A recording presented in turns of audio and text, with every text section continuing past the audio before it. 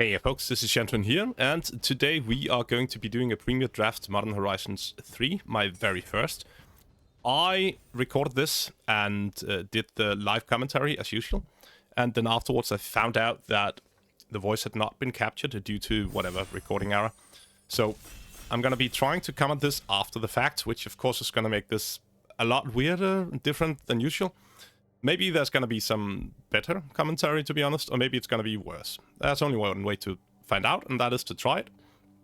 So that's what we're going to do. So I'm going to try to be commenting on my own picks.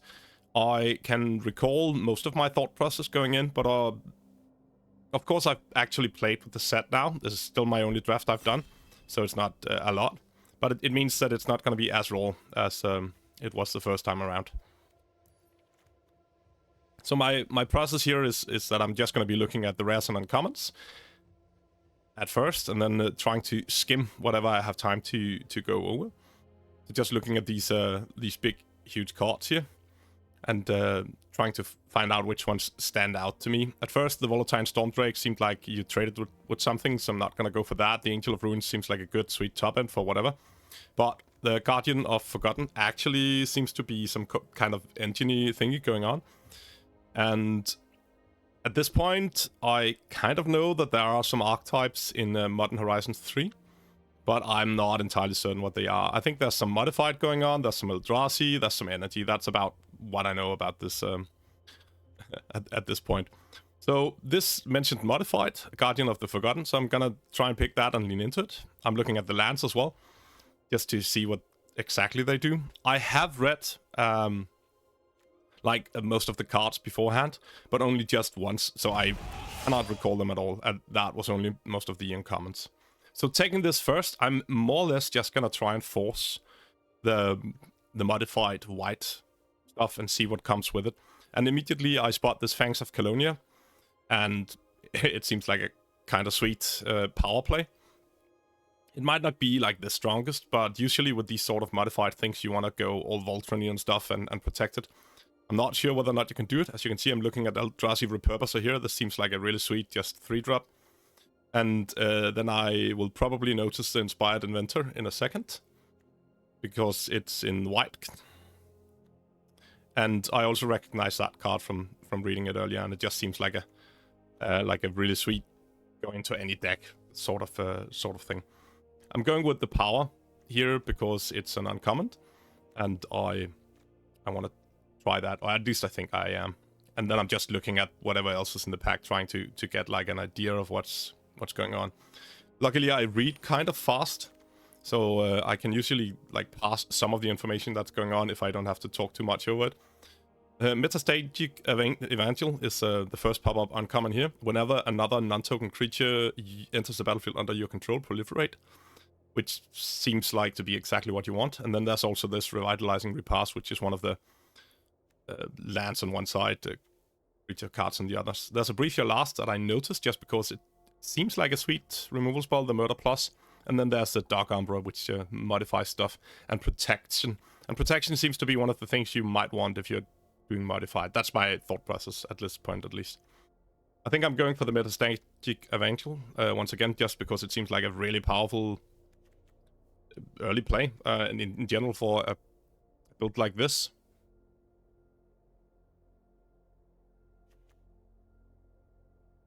And then, of course, just looking at the lands a bit in the end there. At this point, I have 2 white cards and a green card, and I'm pretty set on just trying to force this unless I really get cut off. I'm a little worried seeing this pack because it doesn't have anything that's entirely clear that it's for this deck, and we might be cut off on white or green or both or whatever. So I'm looking at some of the other cards as well. Malevolent Rumble doesn't seem to fit into what we're doing here exactly. I think the card might actually be really good, but I'm not certain. And then we're just looking at other stuff to see what we have. There's the white card that I haven't really looked at yet up in the corner. The +2/+2 and gain a flying counter. The flying counter means that it's called Wing It. It's up in the corner. I'm going to look at it in a second, I think. Yeah, there we go. Put a flying counter on something. So it still modifies stuff. And then, of course, here we have Signature Slam. in the colors that we have been trying to do. There's also suppression rate, but Signature Slam seems to be, quite frankly, an amazing removal spell. This is like clear shot, clean shot, whatever it's called, but just better. Put a +1/+1 counter. Now we have a modified creature, and every modified creature you control deals damage equal to its power to target creature you don't control. So once I see this, I'm a little less scared that my colors are getting caught, and I don't have time to look at everything else at this point. I'm skimming some of them just to see sort of what's going on, but it's gonna be forcing when you go into a draft blind like this. Once again, we have Dark Umbra, and there's also the Voltstorm Angel this time. And then there's Gift of the Viper. I think I talked about that in one of the earlier packs here. This has a lot of text, and the gist of it is just that it can either be a lifelinker or it can buff your other creatures. And it doesn't fit into the deck entirely, because it's more energy-based than that. So maybe Dark Umbra is simply the better pick here. But I think it has power enough on the top end that it would be sweet enough to do. And then I noticed that there's another Breathe Your Last, which means that black might be open, and we probably should have been black instead. I think I contemplate later going into black, because I think there's also some modified stuff going on with black. But I'm not sure. Now we're looking at cards again. Dark Umbra. Wirewood Symbiote seems to be not what we're doing. It could probably be sweet in some sort of elf thing, but I don't know if there's an elf-themed deck going on. I can't recall what this does, and I don't really have time to read it right now. Dark Umbra is a protection spell. It also doubles as a pacifier, and removal / protection in one spell is pretty amazing for a deck that wants to be Volt running some of the time at least. So it seems like a good one. Now we have a Bestow creatures, and those are generally just sweet. Even like getting +2/+2 and Mentor is a decent combination. The Rose-Cut Knight, I don't know exactly what this does. I think it fetches you a card from the top. Reveal an artifact or enchantment card, yeah, and you could put it in. If you didn't put a card into your hand this way, put a +1/+1 counter on Rose-Cut Knight.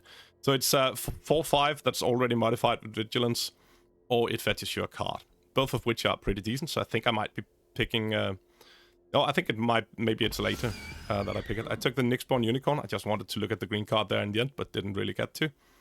There's a Zealot here. And at this point, I don't think I want the Zealot in this kind of deck. We don't have any real energy creation. So because of the double murder we saw earlier, I'm taking the Fetid Gargantua here, looking at maybe we need to go out of green because we haven't really seen a lot. We saw the one semi-late Signature Slam, but that's about it. And this also works with counters and stuff like that, modified. Then we get the Inspired Inventor, like, far too late. I think even without knowing nothing, when I first did the draft here, I just decided that this was far too late for this card to be there. So we're definitely taking it here. And the Revitalizing Repast cycled, and it goes both from black or green. Never mind which of the colors we're gonna end up actually playing. So we're definitely taking it here. And I still hope, I think, to be green, because Fangs of Colonia and Signature Slam seem quite sweet. We could maybe splash them if we get some of the triple lands. This is just random stuff. We're not going to be playing either, I don't think so. Put it in the sideboard, same with the Infernal Captor. I'm not taking the lands to send signals here, because I don't really know enough about what I'm doing. Immediately we have this, like, green rare card that I'm looking at, and then there's a Bestow creature, which I really want to be good, but I really don't think it is. Enchanted creature loses all abilities and is a green elk creature with a base power and toughness 3. So it just becomes a 3/3 for 2, whatever you put it on. Or it's a 3/3 for 3 with no extra abilities, which doesn't seem to be what you want to do. And there's some black stuff that I'm just looking at because it might be a thing. It doesn't seem to be. I think looking over the pack now, we have the Inspired Inventor, we have the Thief of Existence, which I think is really, really strong. But at the moment, I have no way to do the... what's it called? The Void Mana at all. What's it called? Colorless Mana, I think. I probably should take this, even though, because it seems to be really good. But I'm gonna go with one of the other ones instead. I am switching between it, like, in the last second there, as you can see. but I chose to go with the one that fit the deck that we were doing instead of trying to take another direction, just to see if we can keep it like streamlined. I think synergy is usually the name of the game in sets like Modern Horizons 3 here, but it's going off of I don't really know what's going on. So once again, looking at the Angel of Ruins, but a 7-drop doesn't really go with most of what we have so far. I think we want to be more aggressive. There's a Hexgold Slith here for us. It can get counters, so maybe it uses energy, sure, but it still goes and gets counters eventually, so that could be a pick. And then there's the Horrific Assault, which is just a sorcery speed bite for 1 mana. It's pretty impressive. It's a really nice removal spell. And there's a little extra upside. And since we are kind of low at the moment on removal, I think we're taking that. Then immediately my eyes fall on Strength of the Harvest. And it's a double land. It's a land slash, it's a hybrid. I don't think I even recognize this at this point. I just want the spell. I'm also reading the land here to see what it does, but it's not really what we're doing either.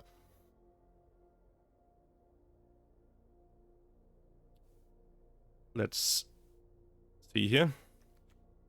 Gift of the Viper, I still might want one of those. Evolution Witness is like an adapt creature, but it's a pretty weak one. It starts as a 2/1 for 3. It's sweet that it can... I'm looking at how many creatures I have, whether or not I can take the Strength of the Harvest here, or I need to take a creature. I am gonna be taking the Strength of the Harvest, because I really like that kind of card in these kinds of decks. If you can get bestow creatures and such. At this point, we have the option, and I believe it's between the Stump Stump and the auxiliary next to it. The Stump Stump is a land slash bite spell. No, fight spell, I think it is. No, it's a bite spell, yeah. And the area auxiliary is a 4-drop flyer that also supports 2. Which is really nice to get your counters going for a deck like this. So it's really gonna be between, I think Stump Stump is the better in power, but we're gonna go with the most synergistic one, to just lean even more into the counter stuff and the buff our creature stuff. I think we are going to go with the area auxiliary here. I'm not entirely certain whether or not that's the correct pick, but I wanted more creatures to put stuff on. And we get sort of rewarded here. There's a lot of nice spells in this pack for us. Nyxborn Hydra is sweet. Bestow creature that gives reach and trample. Trample to a Voltron, and where you can pay X to buff it as well, is pretty damn sweet. It's kind of like a mini fireball or something, and it just makes the creature really big. But there's also that 3/1 that proliferates whenever you play a creature. There's this guy as well, but it gives life instead of proliferating. So I'm a bit torn up between these two, Metastatic Evangel and the Nyxborn Hydra. I'm gonna go with the Metastatic Evangel. So for this pack, we once again have the choice between Area Auxiliary or a removal spell in Horrific Assault. And once again, I think I'm gonna go with the Area Auxiliary. Stump Stump is a little better than Horrific Assault in my opinion, just because it moonlights as a land, which is quite impressive to be honest. But I still want the creatures more, to be able to be more proactive. I think it's once again a close pick, but I really like this Auxiliary Flyer. The fact that it can put counters on my 2-drops to make them able to be proliferated off of, or just counters modified for whatever we have going on. I don't think we have a lot that cares about modified at the moment. We have the Guardian of the Forgotten, and I'm a bit maybe too all in on the fact that I want my creatures to be modified. Decree of Justice is sweet and all, but it's like, it costs a lot. So I think we're actually gonna go with the Jolted Awake here. We have double Metastatic Evangel, and that seems like a card that could be really important for a deck like this. So getting it back might be a thing. So I'm taking the Jolted Awake over the, like, sweet high power stuff there. There's a hedge, and I can't recall what historic card means. I think it's artifacts, legendaries, and something like that. But we are taking the Strength of the Harvest once again. We have 10 creatures, so that should be fine. I'm looking at the Evolution Witness just because it's a creature. And getting a permanent back from your graveyard is not bad. And it becomes a 4/3, I think, after you buff it a bit. There's the Elk again, and I'm rereading it to make sure that it's as awful as I thought it was the first time. It might have a home, I don't know, but I don't think I want to be putting it on any of my stuff, to be honest. So Gift of the Viper is probably what we're going with here.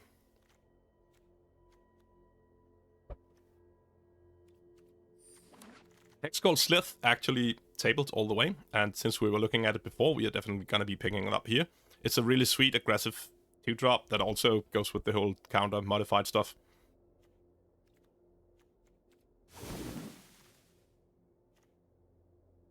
And now we're taking Evolution Witness. Just for more creatures. I'm also taking the Symbiote here, I think, but I really don't want to play it. I don't think actually at this point in the draft that I looked enough at Evolution Witness to really know what it's doing, because I think I remember cutting it later, just because it seemed too weak on the front side. And getting the Temperamental Uswag like last pick here is actually a really good deal, because that creature is not bad. It's a 4-mana 4/4 that also can give stuff trample, and you do really like trample in these sorts of decks eventually. Basking Brute Scale does stuff. I'm not entirely certain what. It can adapt. And then it creates 0/1 spawns. And that seems to be the pick here, even though it's not really what we're doing. It's still, it's pretty clearly, it's a modified creature. It's a 2/2. It's better than whatever else is going on in this pack. And it actually seems like a pretty sweet one as well. So, 2/2 for 2, sure.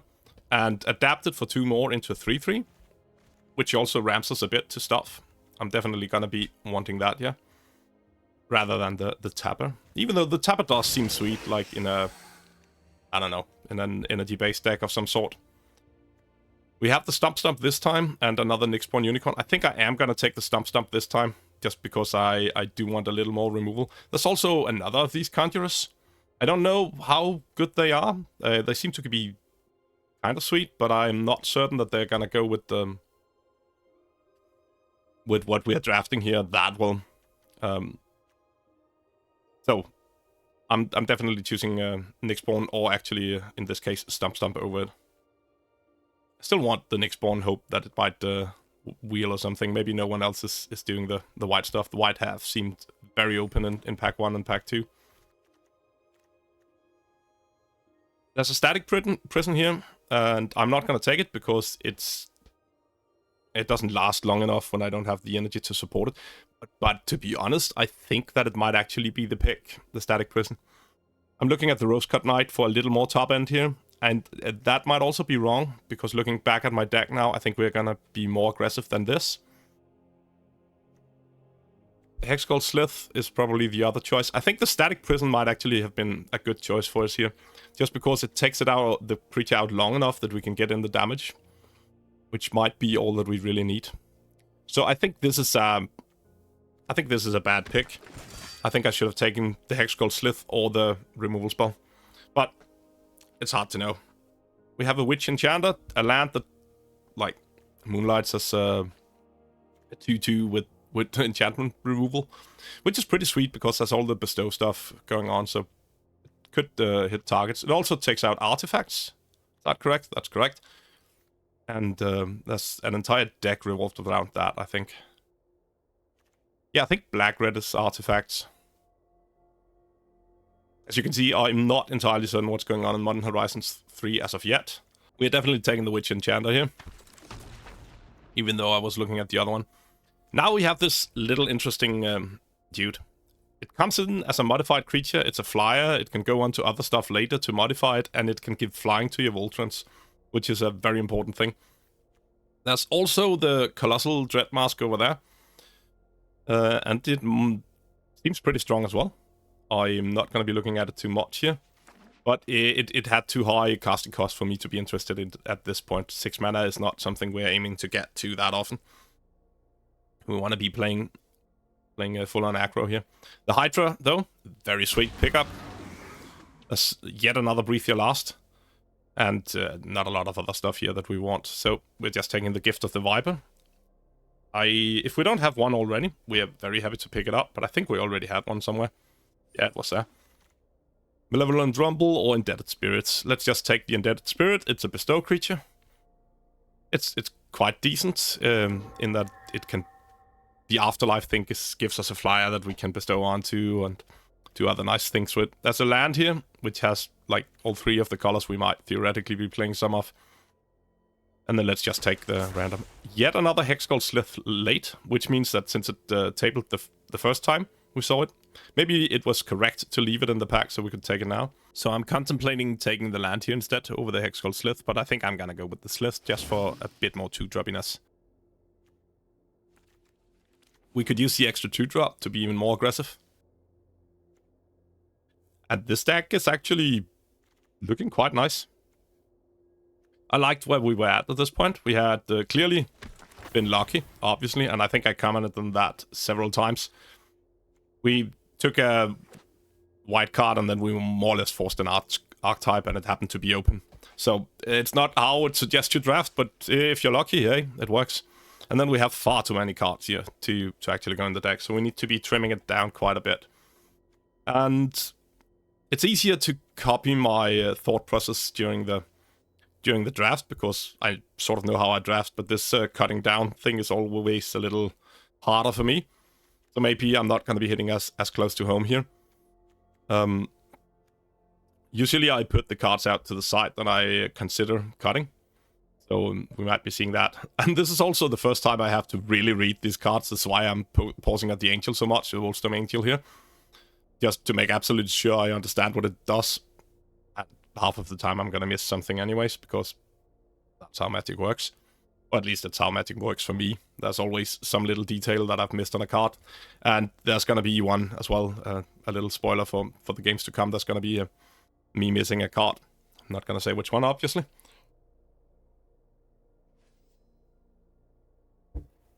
We're just trying to see here how many enchantments we have for the Rose-Cut Knight. We only have the 6, which is quite fine for it to have a target, but it's not amazing. And it's a 5-drop as well. So I think it's because I'm considering whether or not I want to be cutting it. And we are putting on the cutting board, so that is correct. And we're looking at our 4-drops, because we have quite a few of them. If there's one of them that we could maybe cut down. I'm putting the Witch Enchanter into the land slot for now. Just to be able to use it like that. That's one way to cut it, sort of. We want to keep the Guardian of the Forgotten. We still have a lot of modified stuff going on. Both of the area auxiliaries seem kind of sweet. And the Temperamental Oozewag, to be honest, seems kind of sweet as well. Even though it's probably closer to a cut than the other ones. This is why when I'm really reading Evolution Witness for the first time, instead of just skimming it, and it's a little weaker than I thought it was, so I think it's going to be straight up just cut here. Or maybe it's going into the cutting board pile. Starting as a 2-1 for 3 just seems a bit too weak, even if it is kind of sweet with the other stuff that's going on. It could be sweet in a more like control-y or long game deck, I think. But we want to be going for some amount of aggro here, and it doesn't seem to really fit that. So, put it in the cutting pile. Nice. Basking Root Scale. I honestly cannot remember whether or not I'm going to keep this in. It seems sweet, so I think I should keep it in. But I don't recall playing too much with it. Just going down to look at the actual removal spells here, what they do. And this is still just awesome. It is just a better clean shot. It's instant and all. So these Conjurers, they don't have a lot of synergy going on. There's exile another target creature you control and return it to the blink effect. Let's call it that. And that is quite sweet with some of the the area auxiliaries and stuff like that. But it's also 5 mana and tap your creature, and I don't think it's what we want to be doing. So as you can see, I cut one of them already. And I think I'm just going to be cutting more. I'll put the Unicorn into the 4-drop slot to see whether or not it would make a huge difference on how I saw my curve, because we are pretty heavy at 4-drop at the moment. And I prefer to bestow the Nyxborn Unicorn, I think. A 2-2 Mentor is not the best, but obviously it's a 2-2 that you could modify onto. So maybe it's okay anyways. We're looking what else we can cut here. The Sliths seem to be premium-ish for aggression. The Nyxborn Hydra seems to be too strong to cut. And also we want to have kind of a lot of creatures. I'm just putting that up where I sort of want to be casting it with like 5-6 mana or so. It's not really an early drop. To be honest, there could be situations where you cast it just for green and then 0, just to give something reach and trample. But that seems like not the most likely situation. The Indebted Spirits want to be bestowing us as much as possible once again. That gives us a double Afterlife trigger. And now we're looking at spells we can cut. This is a nice enough card, but once again, it's not really the aggro version, so we're just cutting it. I think I didn't mean to cut it maybe there, so I maybe just meant to put it on the cutting board, yeah. And then we're just looking at whatever else is out there. Back into creature mode. And put it over to where we want it to be. I'm just trying to figure out what I want it. The horrific assaults I put over there, not because I want to be cutting it, but just because it's removal and I'm trying to count up my removal.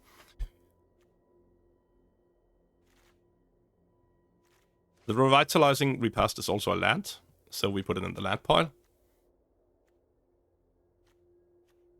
And we really want to be cutting some of these spells here, even if they are quite decent. I think a lot of these have.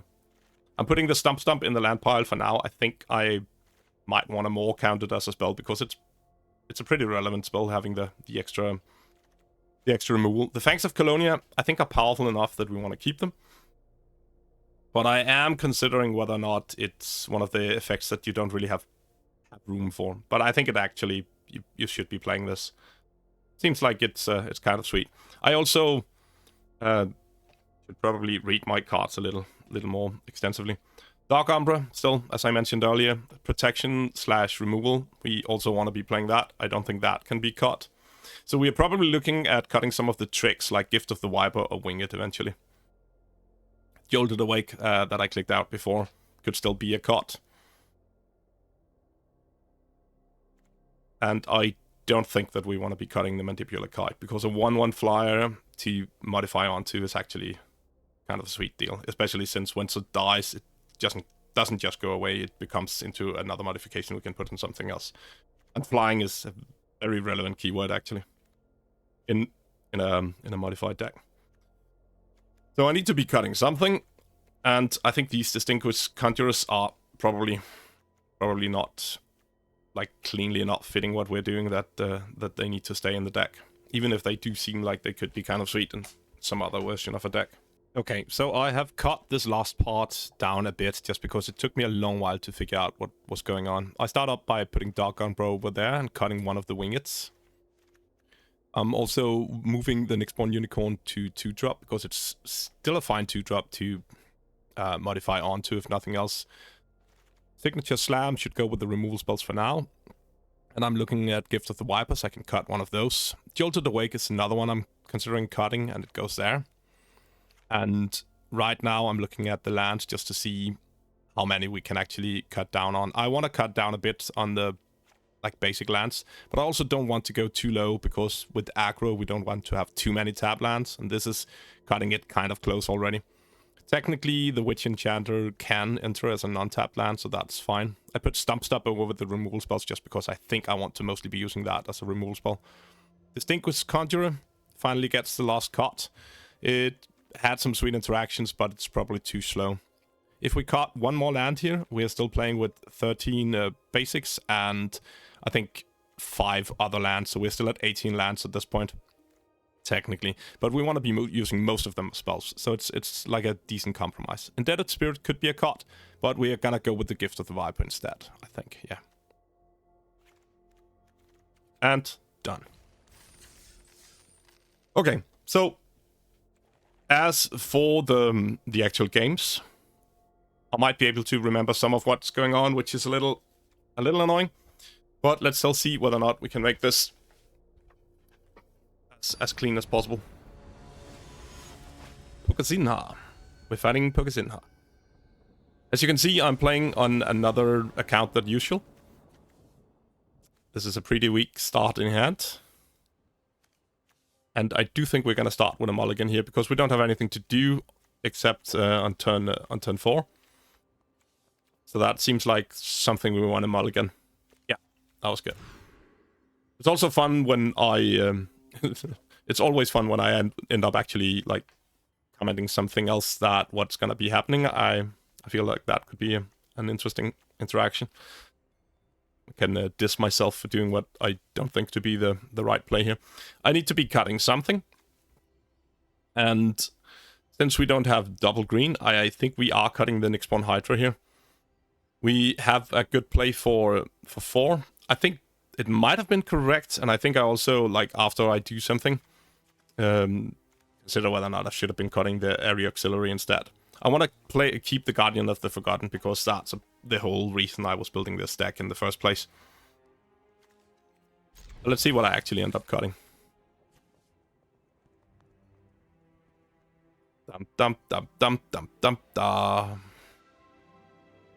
Still thinking, apparently.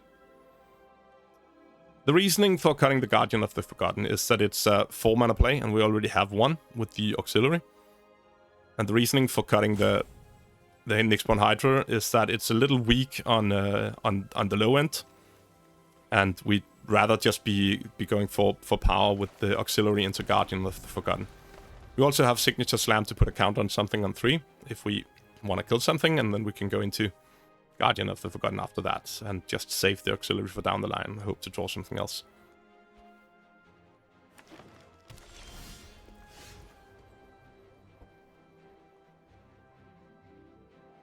Okay. So.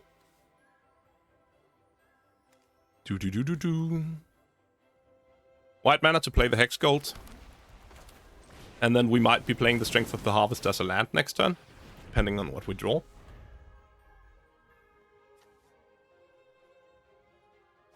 There's no reason not to get the Hex Gold out there, other than the fact that it's just going to be snapped off, which is of course a little sad.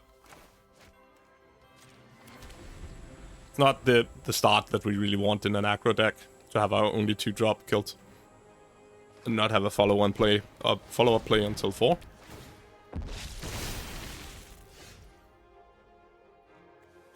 Creating a 3/3 zombie, and also having the ability to grow it whenever he plays one of those draw cards, discard cards, whatever they have going on there. I think that's blue-black mostly. But he might be playing some version of that, just with green in it. I don't know. Seems like he's playing green-black. The Uswag lines up well against his zombie here. And since he's attacking, he probably has something, so we don't want to do that right now. We want to keep our creature to have the option to Signature Slam or put counters on it or whatever. Especially since he could just play a card draw spell and buff it like that. That would be pretty sad to lose to an instant speed inspiration. Anything like that. Banks of Colonia doesn't really do anything right now. I don't think I dare to adapt into 4 open mana since he's playing black. Green would work as well, to be honest, with Signature Slam or something like that.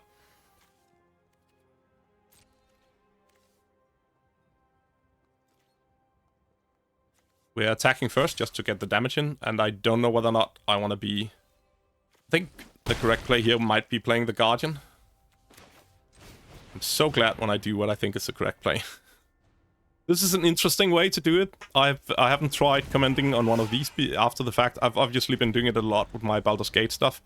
But there I have a specific plan that I'm carrying it out, so it's a lot easier to comment on it afterwards because I can kind of remember what I wanted to do. Same reason here as before, we don't want to actually be blocking. He didn't play anything before, which means he didn't have the like instant speed to draw cards stuff. Probably, because that seems like something he would have played. Oof. Stealing a lot of our cards there, doesn't matter too much. And he didn't get anything really important or sweet. The Wing It is the one that we need to keep an eye out for. Just remember that he has it and he can play it for 2 mana.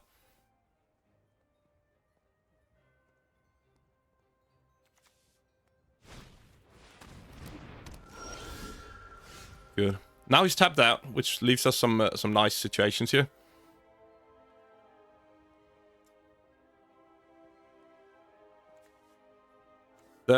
Yeah, we're probably just gonna go area auxiliary here to get modified creatures in both of them. That means that if any of them die, we're gonna be drawing, no, not drawing cards, but getting the, and I can't recall what they're called now, the cards that you manifest, is that maybe the name of it?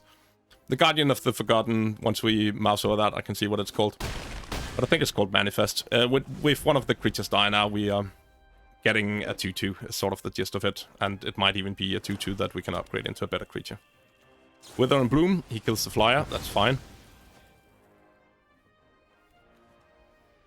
If he grows his zombie here, which might be a natural play for him.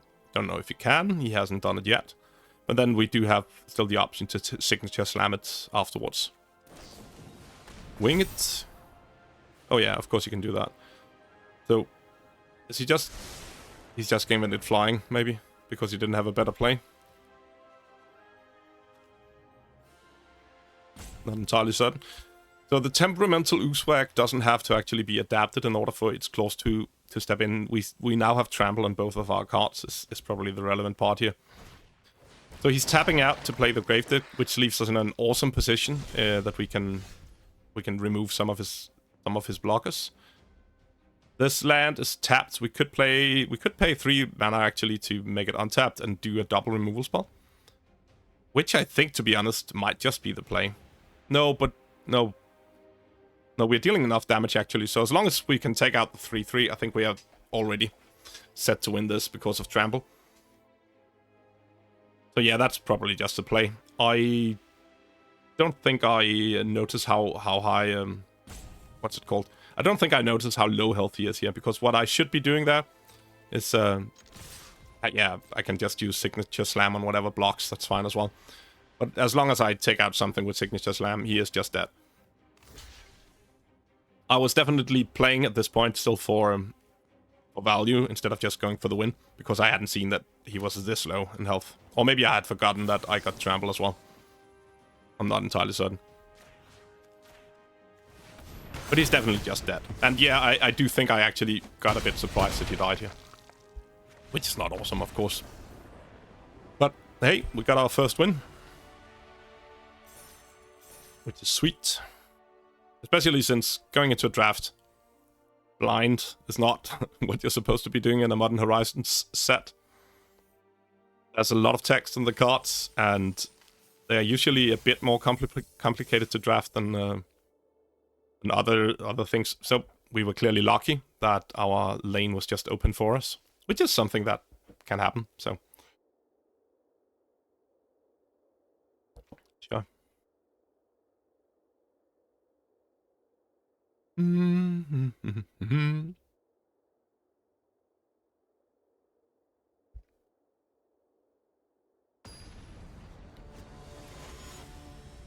There we go. Yoteo. And we have a sweet start here with Mandibular Kite into probably the Hexgold Slith first, to be honest. We need something to proliferate from. Some amount of counters.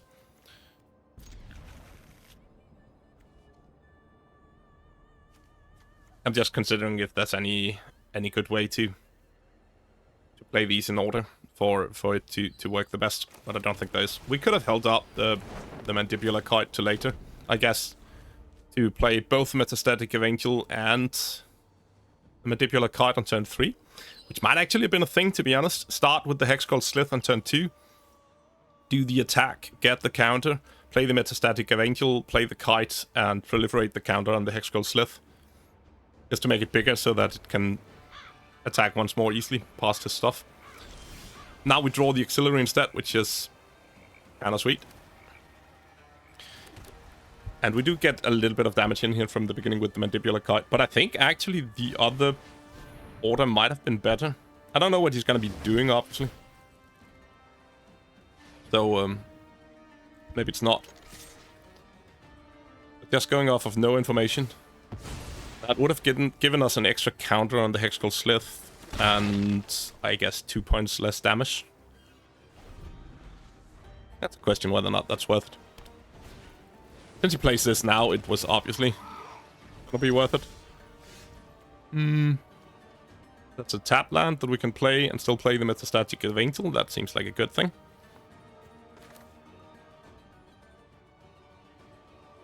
It's dancing in the air for whatever reason.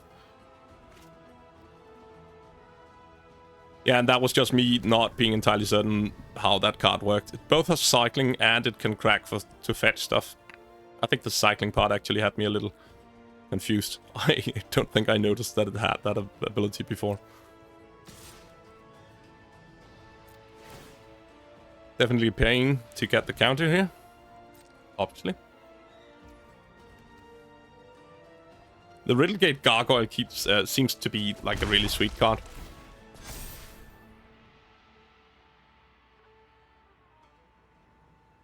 Whether you want to be spending the energy on it is a different question. You might just want to save it around for whatever else energy-wise you have going on. But lifelink is not bad, especially if you can buff it a little bit once in a while. I think it can... Is it only itself it can give lifelink? I can't recall.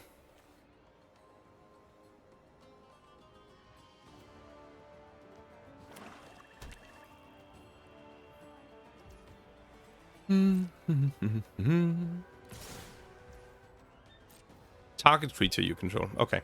So it can give it to like a big whatever. I'm cracking this here because I'm horribly forgetful and I might just forget to do it at the end of turn. It's less of a problem on Arena because it does like prompt you to change their own turn and have stuff glowing that you can use. But in Paper Magic, that's like the downfall of me just forgetting to do stuff when before it becomes my turn, stuff like that. So he has 3 open mana here. We're going Area Auxiliary. And then I'm gonna learn a lesson of this format, I believe. And the lesson is that Hope Ender Coatl is insane and you need to look out for 3 open mana, 1 blue. Because, holy moly, that was a blowout. I didn't get my counters, and that was 3 counters, so that was a total of 8 stat points swing that I didn't get there. I could have proliferated on the Hexgold Slith with the Metastatic Evangel. I could have put counters on both of anything else I wanted, like probably another one on the Hexgold Slith and one of the Flyer. But the Hope Ender just ended those hopes. That was pretty horrific.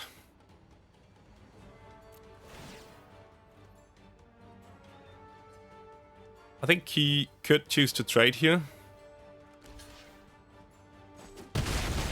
He takes away my counter rather than taking away the Proliferator. And I only have lands in hand, so we're not looking great here. Which I think we would have been if we had gotten the Auxiliary down. So that Hope Ender really lived up to its name there. That was a pretty insane blowout. Like, counter, get it, like a 2-2 for 2-2 flyer for 3 mana. Flash even. It's just a decent spell as it is. It's not good. It's a little below maybe curve, but it's not a lot, to be honest. And getting to counter whatever. Oh, that was pretty insane. So always keep an eye out for that, definitely. And now he got it straight back up into his hand, so we need to be playing around it for the rest of the game as well.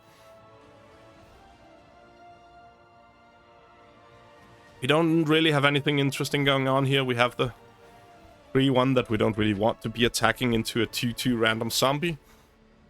Horrific Assault seems like sure, but we'd much rather hit something bigger with it at some point. So we're a bit of in a bad position here. I'm gonna attack with the Flyer, obviously. He's kind of low.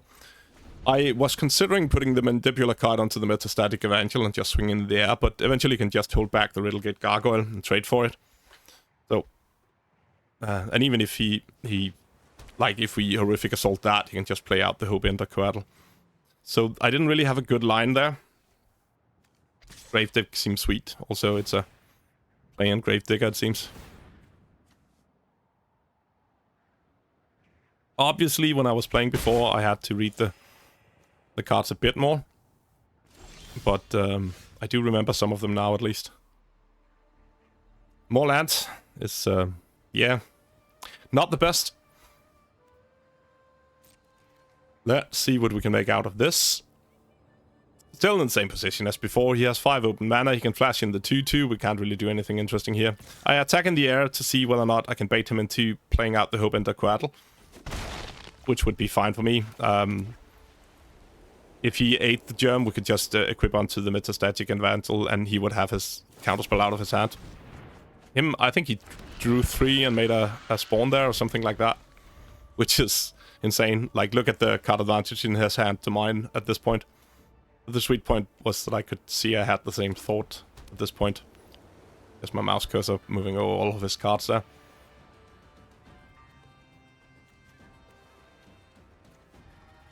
Yeah, draw 3 and create the 0/0. So a lot of, like, value advantage going on their side of the board at the moment. He's blown me out with a 2-for-1, another 2-for-1, and a 3-for-1. Yeah, semi 4-for-1, but not really. At this point, and I've just been playing random dorks, not having a lot going on. So, the fact that he now drops this, I don't know, A bomb card. You can make tokens, which is pretty insane. Whenever another non-token permanent you control leaves the battlefield, choose one. And now he plays this one and can sacrifice something. So he can sacrifice that and kill my Metastatic Evangel, and I have nothing going on. And he even gets his random choice of whatever he wants here. Fox, it seems to be the case.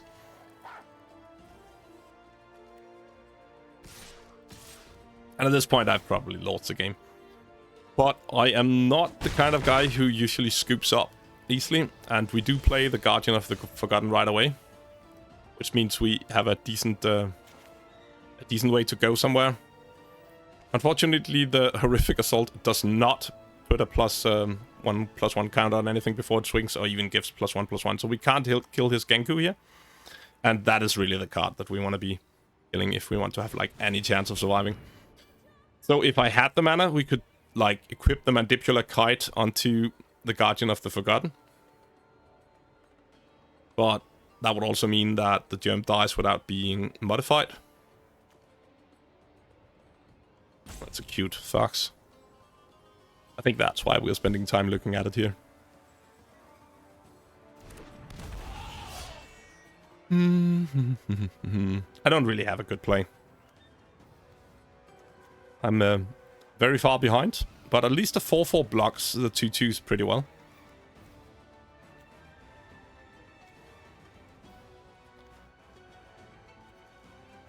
Let's get on with it. I'm playing out the land in case I want to be using Mandibular Kite to get it onto the Guardian of the Forgotten and do Horrific Assault and maybe play like a 2-drop or whatever. Eventually down the line.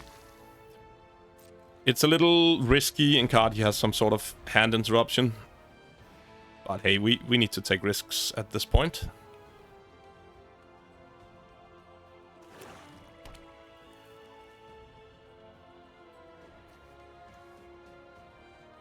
See what's going on here. So if we equip the Mandibular Kite onto the Guardian of the Forgotten, we can Horrific Assault onto the Genku. Oh, now he's doing more stuff. He gets to put 2 Exalted counters on stuff because he has 1 energy lying around from the Gargoyle from earlier. So that means he's going to be attacking with the Riddlegate Gargoyle like a 4/4 probably in the second in the air. And yeah, I count on that thing and maybe on the zombie actually, or maybe on the emissary himself. Probably just putting on the zombie.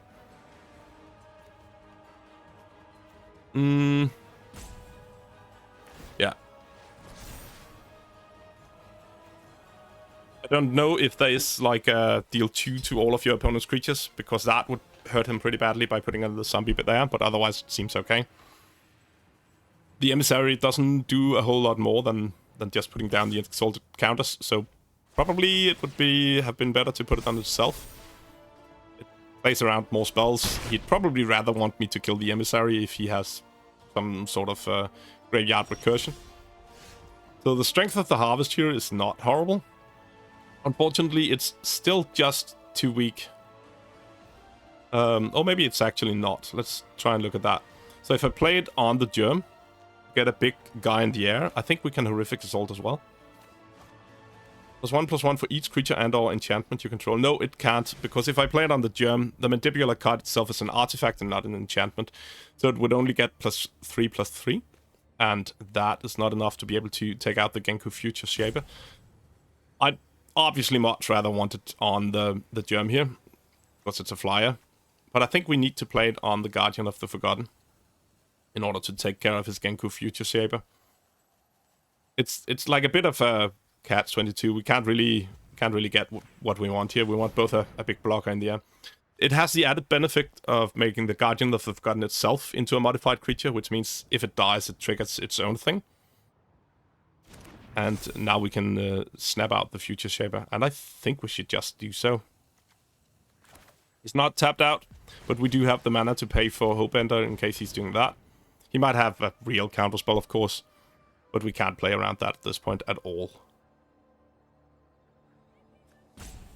We're still taking 4 in the air next time, but we can jump and get a 2-2. Maybe even a 2-2 that we can make into something interesting. The Manifest's ability is kind of sweet. I haven't played with it at all before this. But getting a 2-2 whenever something dies seems very powerful. And the fact that if it's like, if you have mana lying around and it's a creature, you can turn it into the actual creature is pretty bonkers, to be honest. And I did not know that the card had that ability. I have been not talking about it at all because I can distinctly remember being very surprised by this, putting a +1/+1 counter on all of his stuff for 5 mana. So that was why he was holding up the mana, but I didn't realize at all. That was a pretty strong play there. In this situation, I'm not certain whether or not it would be best for him to try and kill my thing by just multi-blocking it. I think it might be. It will cost him his counters. Yeah, you can see I'm checking the card again to notice that it has the 5 mana ability that I didn't see the first time I read it.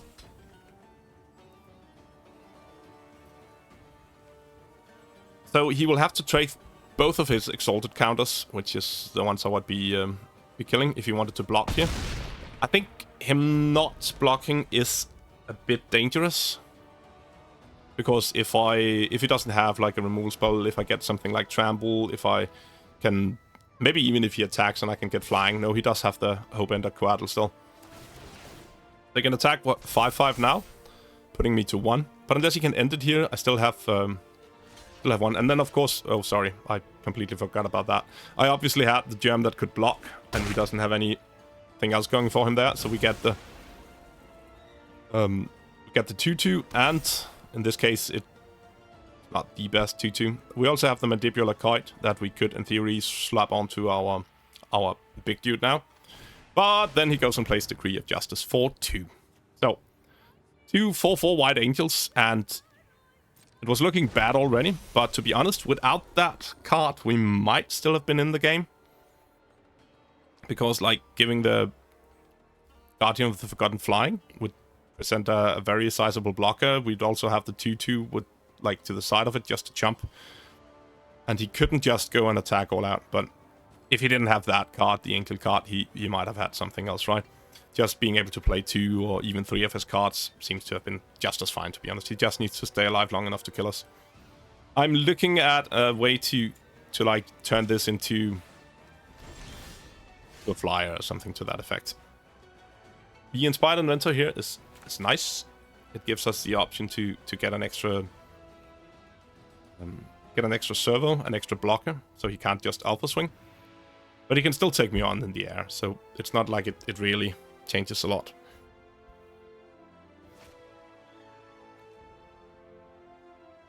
I think at this point, yeah, I'm swinging with the Indebted Spirit as well, because I kind of want him to kill it, so I'll get the 1/1 flyer to have a blocker. Obviously he won't, but like, I'm just hoping for misplay, because I think that's my only real out at this point. If he blocks the Indebted Spirit here, he it could be sweet. I don't know that I like this block that he chooses to go with his flyers. I think the best choice for him would have been to keep, like, his flyers alive, just block with everything on the ground instead. Because the chance that he will be able to kill me on the crackback is just so big in that case. Now I got another card to fill that out.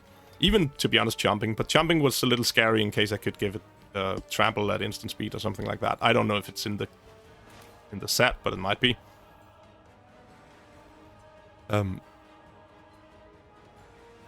So this just gives me yet another turn to actually do something, because I'm still really screwed beyond all means, of course.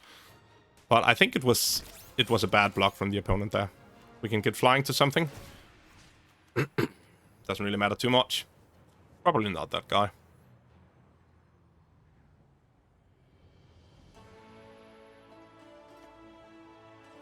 The fact that we have the option to be able to get trample soonish is kind of sweet. If he makes a wrong attack here, there's like a slight chance that we can flip the face down trampler and attack with it, but it costs too much. We need to both flip it and activate it, which is fine.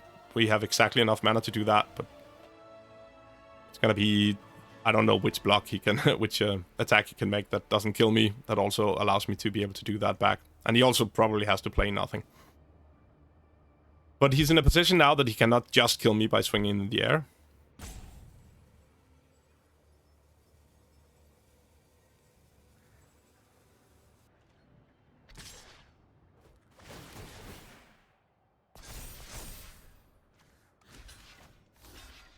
We block here to jump. Funnily enough, since he chose to go for that play, if we had put the Mandibular Kite on the... what's it called?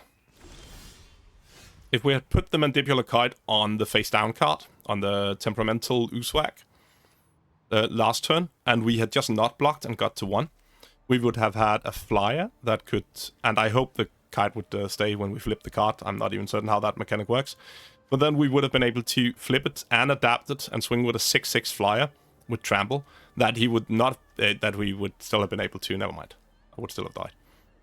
I forgot that he had the 4/4 flyer there, which could just block it. I figured that his only block in the air would be the Hope Ender that he could flash in. But obviously he still had the Angel back if he only swung with one creature before, so it doesn't matter. I'm looking for outs here, seeing whether or not I have enough to do anything, but that's not really an out. So we are just gonna die in a second here, I think. This has been a losing battle for a while now, ever since actually the cast of the Hope Ender in the beginning. It's impressive that I haven't died yet. But I think it's mostly impressive that I haven't scooped yet, to be honest. So, so that's that. But I don't usually tend to do that. Maybe sometimes people make weird mistakes, or sometimes you draw a card that just looks really sweet, like in a situation. Maybe he makes a bad attack and I draw the Bestow Hydra and can make a trampling attack, or something like that could happen. And I usually want to play for my chances, even if they are pretty slim, just because I really like the grindy parts of the later parts of games here. So once again, we're in a situation where I can jump in the air. But I think if he just attacks with everything now, I should be dead. No, I think technically I'm not, because I could jump enough stuff to still stay alive. If he attacks in the air only, I could go to 1 and jump. Yeah, that Hope Ender. It really does fit the bill, right? The name. Oh, yeah, of course. And he also has a Glyph Elemental that he can put onto his thing there. Does the Psychic Frog cannot get flying or something like that? Is that what its ability about? Because I seem to... Yeah.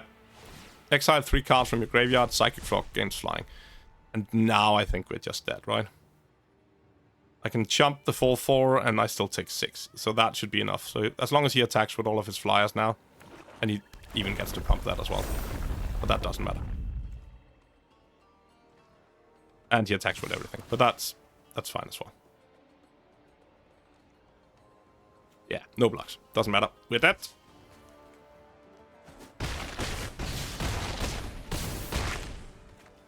And that was an interesting game. 1-1 so far.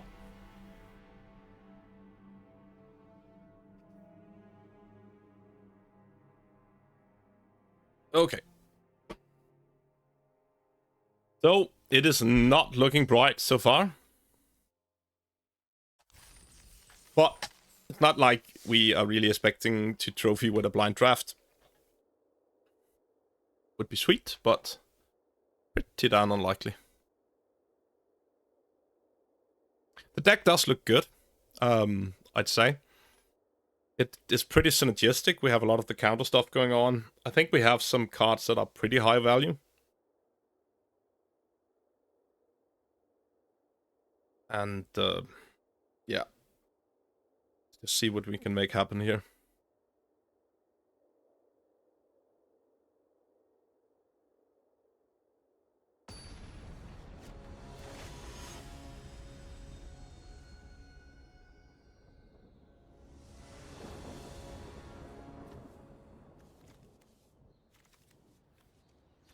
Good. So we have a 2/2 and some buffs to go on it. We even have the 1/1 as well. This seems like a pretty nice hand. We have the unfortunate situation of having a tapped land, tapped green land, and a 1/1 on white. So the sequencing here is a little interesting, but it's definitely a keep. So the question is whether or not we want to be playing out the Brute Scalers off first, or the Mandibular Kite.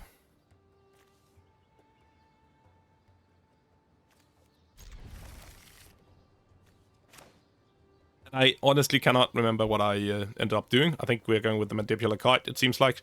I do like going for chances. We could be lucky and draw an untapped Greenland for Basking Brute Scale on the next turn. And then we could play out the other white land and go into the 3-drop. And then we could drop the Deceptive Landscape on 4. Because we don't really have a play for that as of yet, at least. That changes that a bit. We didn't draw the Greenland, so we have to go for this instead. I'm just fetching it right away, once again. It's giving him a bit of information, but it's not too much. In theory, I could have like a black land in hand or something like that. And really be playing white-black, who knows.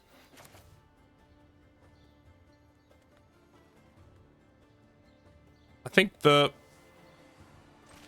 choice here is whether or not to play the land as it is and go straight into Strength of Harvest, or play the Witch Enchanter instead as a tap land and play the Brute Scale. Now we chose to do this and play the Brute Scale. I wanted to have 2 down for next turn for Area Auxiliary. I think I will probably a little too greedy here, because I need to draw an untapped land if I want to be doing that. I still have the Strength of the Harvest as a backup. So in case I draw land, I can go Area Auxiliary and have 2 good targets. And if I don't draw an untapped land, I can play one of the tap lands, specifically the Witch Enchanter. And then I can go Strength of the Harvest instead. Or, I guess now, Signature Slam as well, but we don't want to be doing that. So playing the Witch Enchanter as a land here seems to be a good enough choice.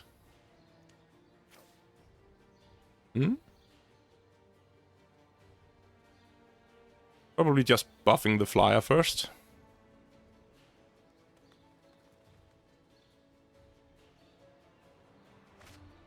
Interesting.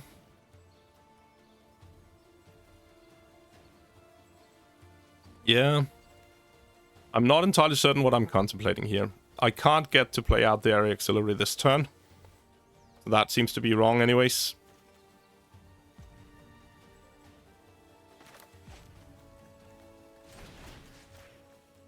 Yeah, there we go. That's better. I must admit, I can't recall what I was thinking exactly, but I was probably contemplating which of the lands I wanted to drop. Maybe I wanted to keep the Witch Enchanter in hand for 4 instead, and then drop the other land there. This seems to be the better play. And I should probably still play the Witch Enchanter out there. I think I'm looking at what colors he's playing to know whether or not I should keep the Witch Enchanter. Oh, it's because it can be played as an untapped land. So that was what I was contemplating, and apparently I'd forgotten that now. So if I had played the Witch-based Meadow as an untapped land, we could have gone Area Accelerator there instead. That was definitely the play line that I was considering in that case. I don't think it's better necessarily, but it was definitely an option. And it turns out it would have been better, but hey. Okay, Thraben Charm seems like a quite decent removal spell here. yet another land. This might actually give us another play line that I'm not entirely certain I'm gonna see. I can't recall. So if we like what's it called? Adapt the dude, we can make an Eldrazi Spawn, which would give us 6 mana now to play with. Which means we could probably either make it flying or we could go for the area accelerator. And I think the accelerator might be the right play. So if I adapt this guy now, I should be able to play out the accelerator to present a pretty strong board for next turn. There's also the option, of course, of going adapt and then into Fangs of Colonia, but you might just jump in that case. I think if we can spread out our stuff and get some flying in there, it would be pretty sweet. We could go for 4 swing flying in the air, but I think it's better to build out the board a bit. So, area accelerator, I hope. Yeah, it seems to be the case. Awesome. Because it's going to give another counter to the... whatever it's called. A brute scale. Which means we can even get one more Eldrazi, so we have more mana for next time as well. It goes pretty sweetly into this deck, actually, this little Eldrazi fella. And now we get to swing. There's a good chance that he's not going to chump, because he might actually have a plan for these O1s, even though red-white is probably not like the most likely to play big creatures. That could still be the case. There's like a pretty decent chance that if he just plays something really big here, that we can snap it off with Signature Slam, or even just a combination of Fangs of Colonia plus Signature Slam.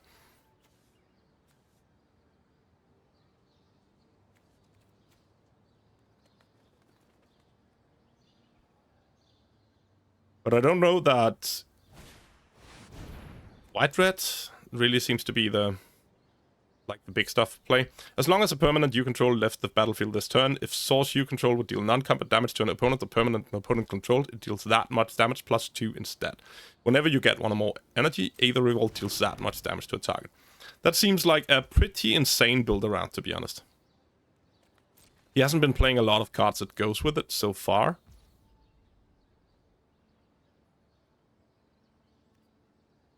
But like just randomly pinging, getting a lightning bolt tacked down to most of your creatures is pretty insane. So we have the option either to Fangs of Colonia here. I think I know what's gonna be happening here.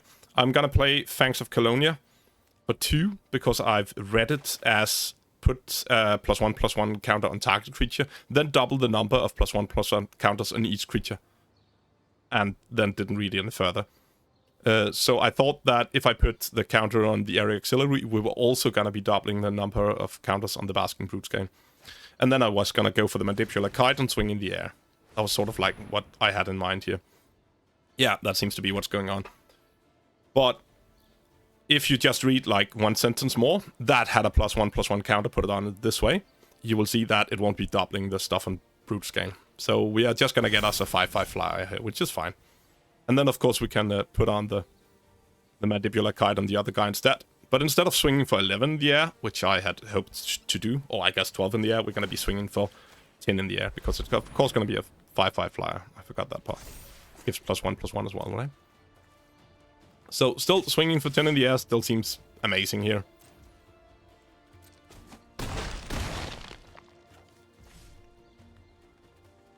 And we have the Signature Slam for next turn, in case he needs to take out both of our flyers, basically, now. Or play one big thing that can deal with, yeah, both of them. He doesn't really have the mana to do that. So even though this gives energy and he gets to ping something, it's not really gonna be enough.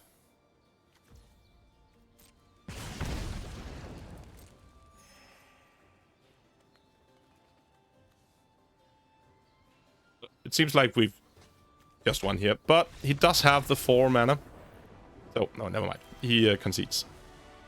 There might have been something he could do that I don't know about from the Eldrazi spawns, sacrificing those for mana. But since the first thing he played was a tapper that doesn't do a lot there, then that's probably not the case.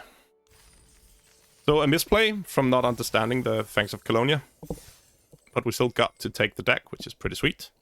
2 wins, nice and all. So going into this whole ideal with the blind draft, or semi-blind draft, I guess. I knew a few of the cards up front, but really only a few. I think I was expecting it to be an entire, like a total train wreck. But after I drafted the deck, I was hoping to get like 3 to 4 wins.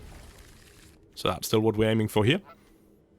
We have a decent curve here. Mandibular Kite into, in this case, Nyxborn Unicorn, but otherwise I was just got up to draw like a green land for the Basking Brute Scale, obviously. Or even just any land to be able to play Inspired, and then turn 3 would be decent still. So the Vampire is quite a sweet card. 2/1 lifelinker that can adapt and does stuff as well. I think it gets Menace or something. So he gets to do like, if he adapts it here, he gets to attack us with a 3/2 lifelinker with Menace. And it gets Menace every time a +1/+1 counter is put on it, so it would work later in the game as well. It seems pretty sweet. Not like super powerful, but pretty nice roleplay.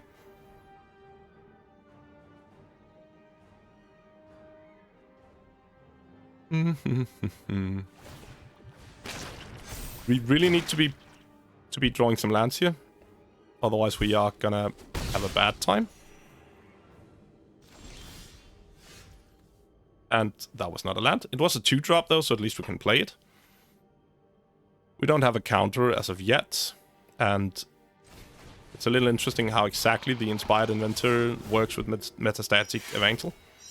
The Mentor there gives us a counter on the flyer. Nice. Now we have a target to proliferate from. If we get a land. So we can play the Inspired Inventor.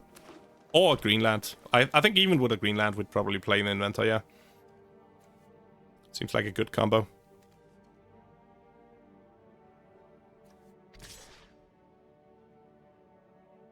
Being stuck on 2 white lands is definitely not ideal. But to be honest, the board does not look bad for us at the moment. We could consider just snapping the trade-off here. And I'm gonna do so. I don't think I would have done that if I'd been like sure to hit my lands. But getting rid of the lifelinker seems to be pretty prudent when we're trying to race that. I immediately draw another Metastatic Evangel. Well, if we're playing off of 2 lands, that is it's the best draw that's not a land, obviously. I needed to get rid of the lifelinker before. I think that was the correct thing to block that, even if it wasn't ideal. Because now we have at least a chance to race him.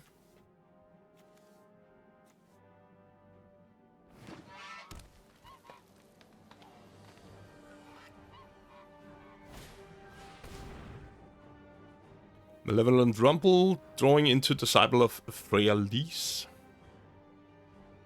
When Disciple of Freya-Lys enters the battlefield, you may sacrifice another creature. If you do, gain X, what. I didn't get to read that entirely. Let's see if we can read that in a second, maybe. Nope. I don't know exactly what he's looking at there. He's drawing the Expanding Ooze. I didn't see that amongst the cards before. It was probably there. Must have been. So Freya-Lys doesn't matter too much. He doesn't have it in hand. The Expanded Ooze is pretty insane. It gets more counters every time you attack or something to that effect.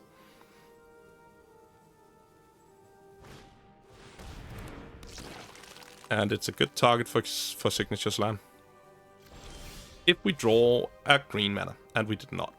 So, still playing off of our 2 white lands. It's beginning to look a little doubtful whether or not we can do something here, but at least we've been drawing, I guess, gas, whatever you want to call it. Playing out the Indebted Spirit will allow us to proliferate. Yeah, it's a good game thing, I want to say that, but we're not gonna entirely go there yet. Pretty stacked hand if we get to get some lands at some point.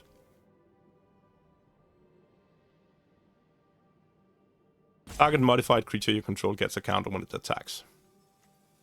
So he has to have something modified first.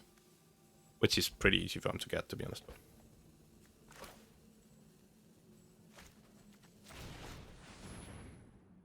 Play this out as a 1/1. Unfortunately, since he has the Temperamental Oozewag out, we're gonna get in a little bit of trouble with... oh, as you can see there, I'm not really used to the the whole how does proliferate work with the UI as of yet. Still attacking in the air. Don't want to be blocking with it anyways. So you can probably go expanding, ooze, adapt, and then attack. Here. The temperamental Oozewag is a problem because it gives them trample. And stuff like Indebted Spirit would be pretty sweet if they didn't have trample. Like just block, get another card in, grow or flyer.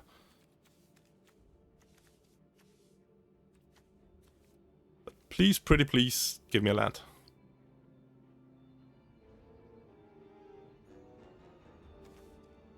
So what are we on turn 6? Yeah. I think we're actually playing... I think we went 18 lands in the deck with all of the double-faced cards. Yeah, there we go. 4/4 trample becomes a 5/5 in a second. Oh, he adapts both of them. Yeah, that's even worse.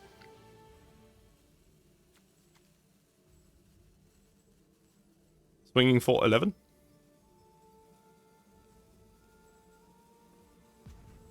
Right?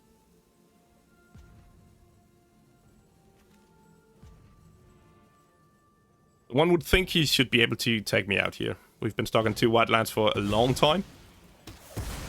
Oh. Take out my 3 power dude so I don't get any blocks at all. Yeah. It really doesn't matter. I could block to get a flyer, but... yeah, that's it. I think that's what we're doing here. It would have been better, of course, if we'd had the 3/1. Just to be able to get the extra trigger of something entering. And there we get yet another land. There we get, finally, another land. And we can get a counter into something. But it's too late, really. So once again, this is one of the ones where we should probably have scooped at this point, because looking at this, there's not really any way that we are gonna survive the next turn for reals. We can probably do like a weird double, triple, whatever block, and take out one of them, maybe survive. But we're not really doing anything more than surviving at that point.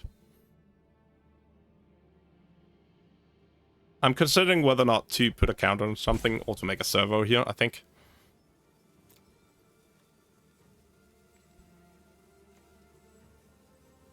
Does not matter too much. We don't have any proliferation back left. There's like a slightly better chance that we can make a decent block with an extra counter on something. But not even really. And I can't attack here anyways.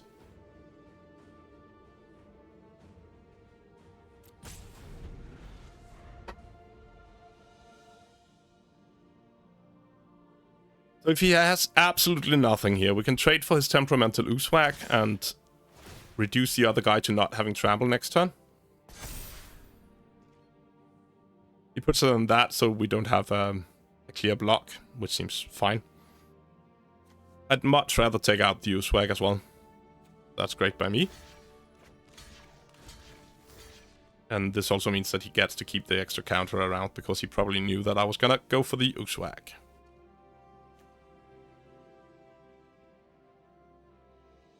I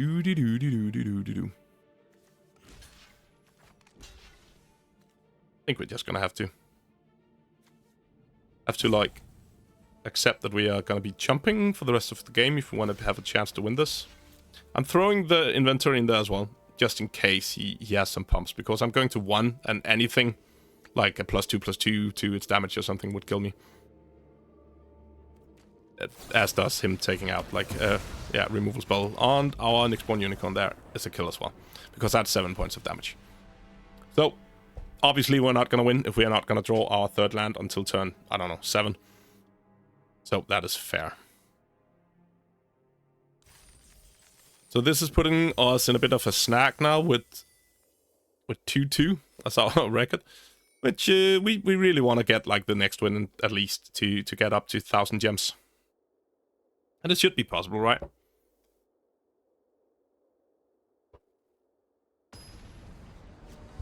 I don't know the exact power level of the decks in the format, but our deck seems both synergistic and pretty powerful, so I don't think it's supposed to go 2-3 at least. We have a nice curve here in a metastatic Evangel into Inspired Inventor. And we get to see whether or not the sequencing works. Whether or not the Inspired Inventor is gonna, like, rock first and give something a counter before the metastatic Evangel goes and proliferates. I'm not entirely certain how that works. Obviously I know now, but I didn't at the time. So, a little curious about the interaction here. It's probably something that if I just played more Magic, I would actually know. I'd be able to discern. But the good thing about Arena is that you don't have to, you can just try, and then you'll know afterwards. It's a curious thing to consider playing out the other metastatic Evangel here, because if it works, it's gonna proliferate twice. So, it seems to work. It sequenced them in the best possible direction. So we can put it on the metastatic Evangel here and attack for 1 more point of damage. But he's keeping up red and white, which means there's a good chance that he can just attack it, kill it if it attacks. Either with like a lightning bolt style effect or one of these, I don't know if they're in the deck, deal X damage to target attacking creature or something like that. And we proliferate, and we have our 4/4. There's a good chance that if he had like a deal 3, he would have done it in response to that and taken out the Inventor. But he might actually want to take out the Evangel, because even though the other guy is a 4/4, that is still a pretty threatening creature. And this Philia Exurbian Shepherd does not seem like a creature we want to be facing down, because the bounce effect, the blink effect, I guess, is pretty powerful against stuff like modifications. So, yeah.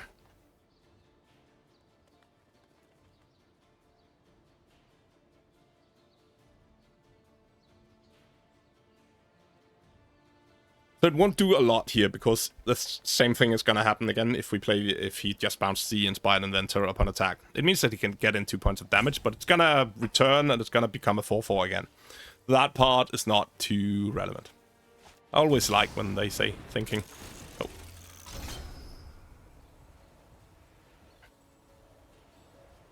And this card seems entirely powerful. It gets to Fabricate. That's basically what the Inspired Inventor is doing. I think I realized that there. It's Fabricate plus Energy as well, as an option. 4 mana to play with, which is sweet and all. We can go Metastatic Evangel into, I guess, maybe Fangs of Colonia, or we can Hydro something up. Oh yeah, I remember what's gonna happen here. Fangs of Colonia is not the removal spell. That's the suplexing ape, whatever, that's a removal spell. I can't recall what it's called. But I think I have them mixed up here. So I'm gonna try to go for Fangs of Colonia to kill Kaith, the famed mechanist. After I play the Metastatic Evangel. I think the Fangs is a bite spell here. So I'm gonna be playing it. I'm gonna be intending to jump the Kaith. As you can see, I moved my mouse over there, but nothing happens, and I'm confused. But now I have a 10/10, which is not, like, bad. So I think it's still the play. It could be the play. The problem is that he has Philia, or whatever it's called, the dog over there. It's a little problematic. But a 10/10 is a 10/10. He's just going to be jumping it probably here. And if I recall correctly, Kaith makes new jumpers every time you play a card or something like that. Like, I'm not entirely certain.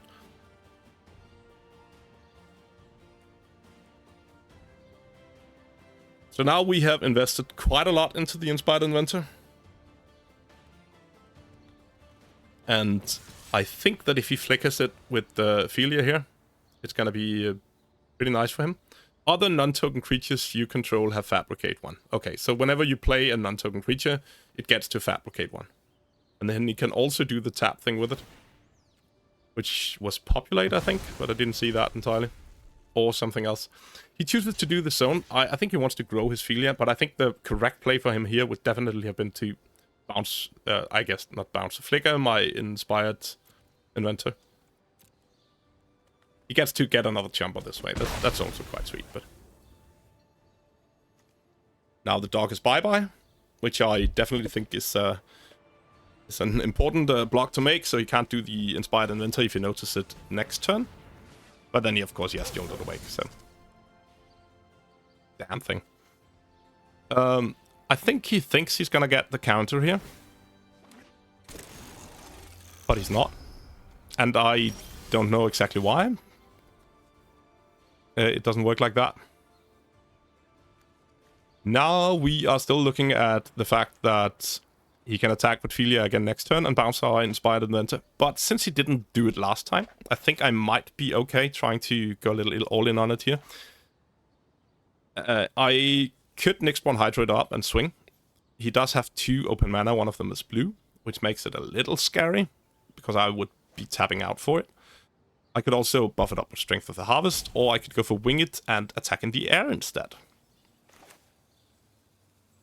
And I think I'm gonna go for the Wing It, just to give it flying here. Swinging for 12 in the air does seem like it could be okay. To be honest, so does Hydring it up. I don't know what cards there is in, and I recently got hit by the pay one more Hopender's Quaddle thing. So I think that's the reasoning I'm not gonna go with the Hydra here, just because I don't want to tap out for it. But as you can see, I'm really considering it.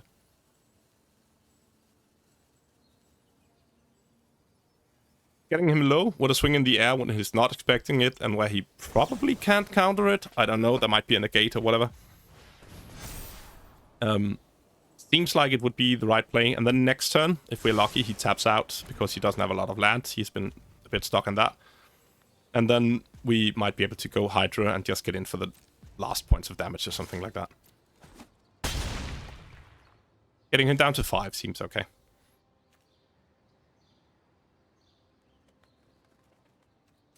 Considering playing out the Strength of the Harvest as a land, just to be able to Nyxborn Hydra for more next turn. But I want to keep it in hand instead. In theory, it deals a little bit more damage if you Strength of the Harvest one thing and Nyxborn Hydra on another without paying for any X. If we draw like a land next turn. And we know that we do, I think. Yeah, we put the planes on top, so we know that we do. So he's playing out the Shrieking Drake to jump me in the air. And trying to set up for being able to attack me for real soon. I don't know, did he have to bounce that? Because that seems a little too slow for what's going on at the moment. And once again, not attacking with Philia, the Exuberant Shepherd, and bouncing my Inspired Inventor seems bad. I think it can do that. I'm pretty certain it can do that. But at this point, I am very certain that I'm just going to win. So we bestow this onto it. We don't really have to pay, but we're just going to slam it out. I don't see anything happening for 1 white. I think I might be mistaken in that, because there might be some counter spells that doesn't even require mana or something in this deck. Like you can discard cards instead or something like that. But we can't play around that. So let's just swing in the air with Trample. And I think the reason we won here is that he didn't realize that he could Philia Exuberant Shepherd my Inspired Inventor to reset all of the modified stuff. But it's still a win, so we're gonna take it.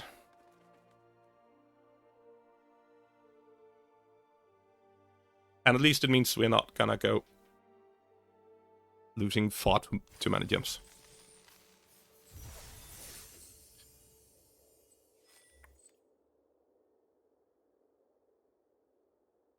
Let's see, we might be able to take one more.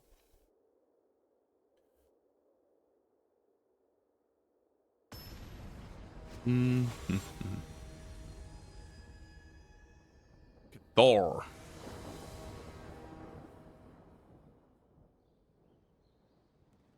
Once again, a hand where we need to decide whether or not we want to go for the tap land first.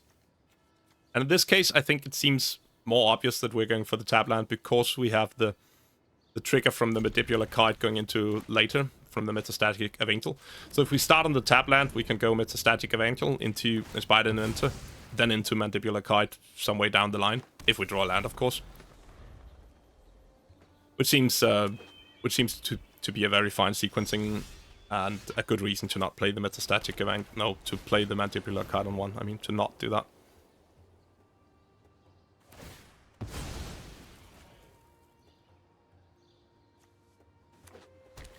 Mm-hmm.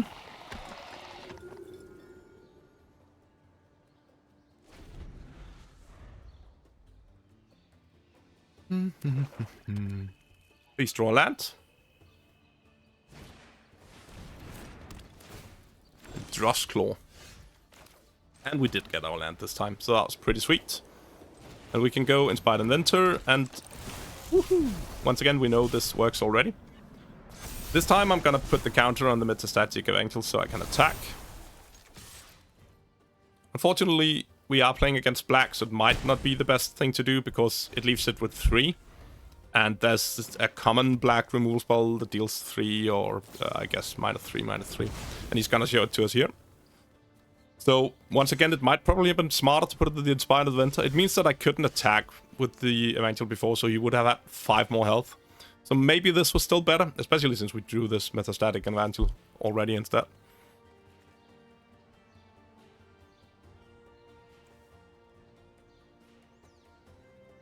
It's a little sad that we don't have something to proliferate off of if we just play the Metastatic Evangel into Mandibular Kite here. There's like an argument for doing something else. In this case, I'm just going to be attacking, seeing what maybe he has like a pump spell or whatever, so I can signature slam in response. That's like the hope, but doesn't seem to be the case. So I think we're just going to be holding up mana instead, hoping to signature slam whatever he plays.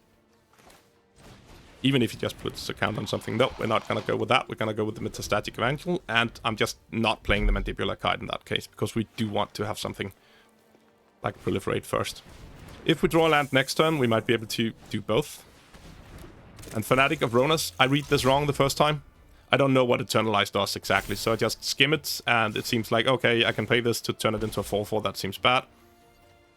But once I actually read it and realize that it works from the graveyard, this line of play that I'm doing here is probably not the best. It's still okay. Signature Slam means we can put a counter on one of our dudes. We get to deal some damage to something, and then we can proliferate by playing out the Mandibular Kite afterwards. We can also just go Ooswag as another line of play, but I'm pretty certain we're doing the Signature Slam here, because I want to get this guy off the battlefield. Just the tap for 4 thing seems too scary to have lying around.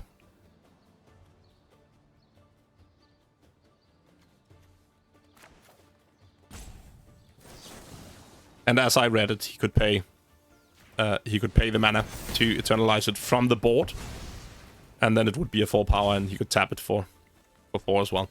So that seemed a bit too strong. We're just gonna clear his board here. I think the Marionette Apprentice seemed a bit too scary as well, but I might notice in time. Yeah, my intention was to Mandibular Kite, but the auto-tapper left open the green mana, so we went for this instead. Sort of like a consolation play. Getting rid of his dude there was fine enough, because it is pretty powerful. And it means that we can get in for another 6 points of damage, which is pretty sweet. And now I do realize that Eternalize works from the yard instead. Which is a little sad, but it's still okay.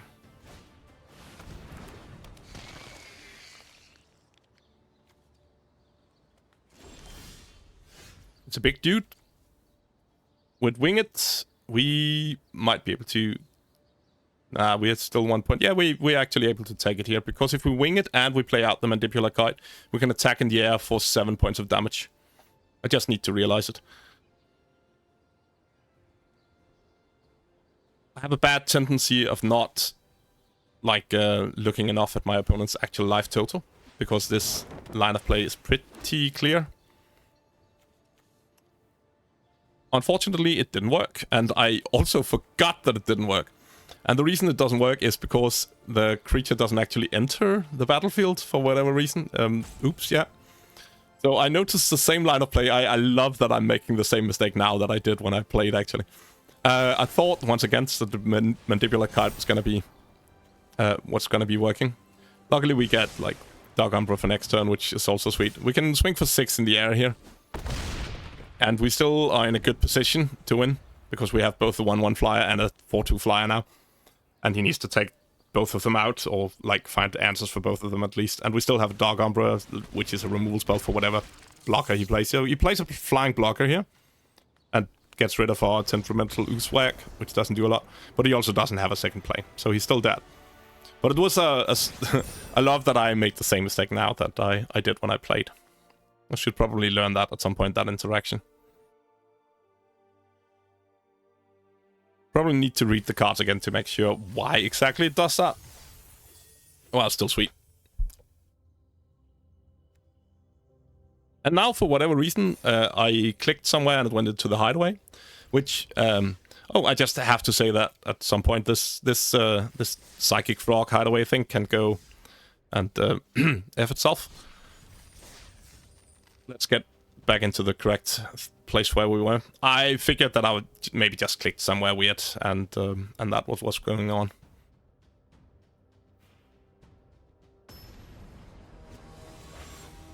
Okay.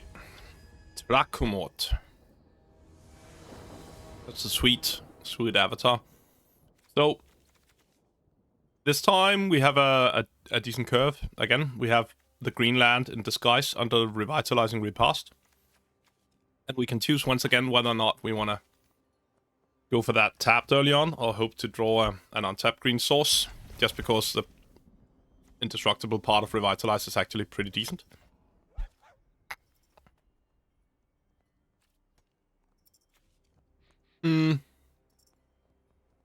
I can't actually recall what I do. So I'm gonna start off with an untapped land, just because we don't have a play until 3 anyways. So if I don't draw a green land now, I can Revitalizing Repast on turn 2. And since I did draw a green land, that is just absolutely awesome. I think there is an argument for actually still going Revitalizing Repast there, because we do want to drop the Guardian on 4, to be honest. So I realized that right after playing out the forest.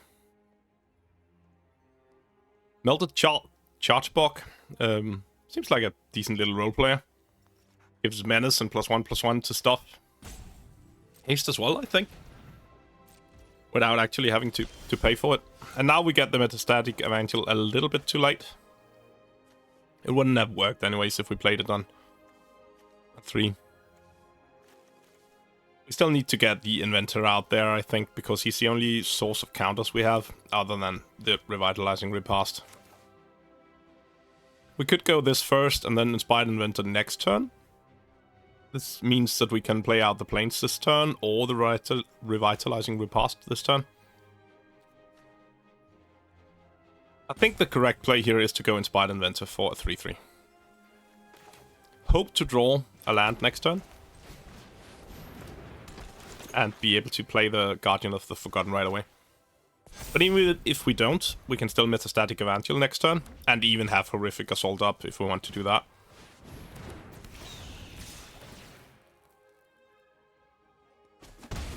So, now we go with the land, which means we can either Guardian of the Forgotten, or we can do the other line of play. Now I played out the land, which means I sort of committed to the one play. I think at this point we are just maybe holding Revitalizing Repast and not planning on playing it. We don't need a lot more than 4 lands, to be honest.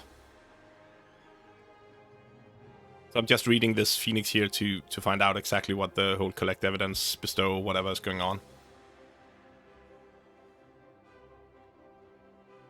It seems like you have to have it in the graveyard in order to bestow it. I'm not even certain how that works. Maybe you can cast it from your hand, but you still have to have stuff from your graveyard. And it can't be cast from your graveyard at least, so I don't want to kill it here. I was considering doing that.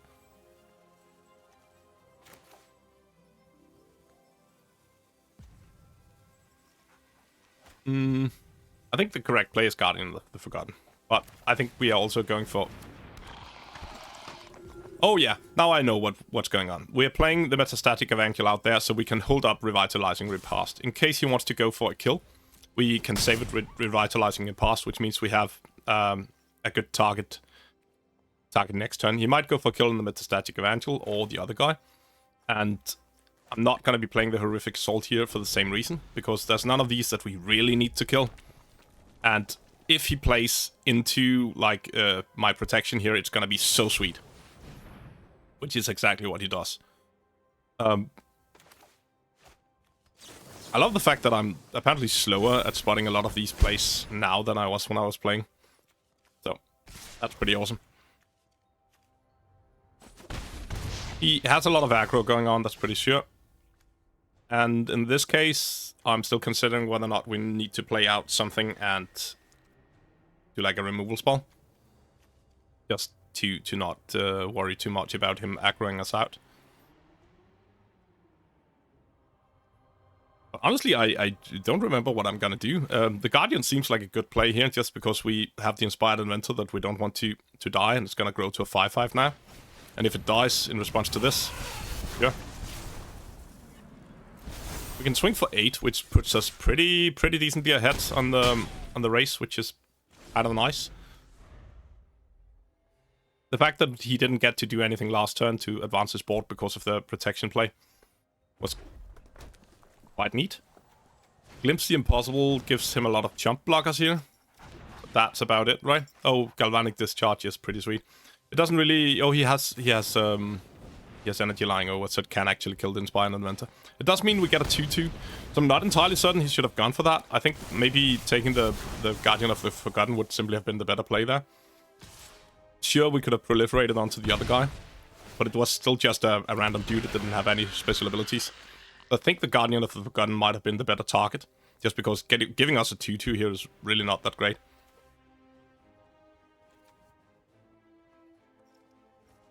Once again, we still don't have any really good targets for the removal spell.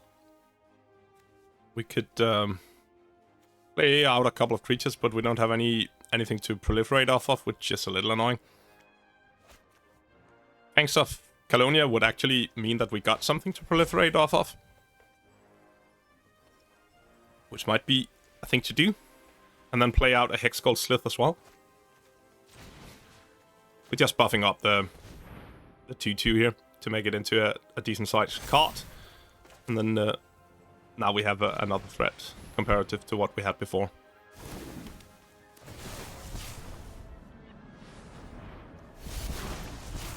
Submit 2. We also gonna... the reason it says submit 2 is that it also proliferates the energy counters, which is less relevant in this deck, but can be very sweet in other decks, I think. I'm considering attacking with the Metastatic Evangel here, because actually changing it, trading it with the charge block might not be insane, but he doesn't have any energy, so it's not too threatening to give haste to anything at the moment, so I'm just not gonna do that.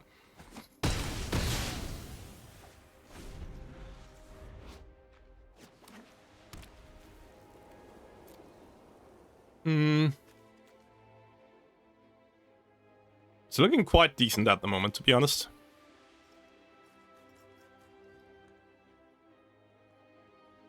I think the fact that he chose to kill our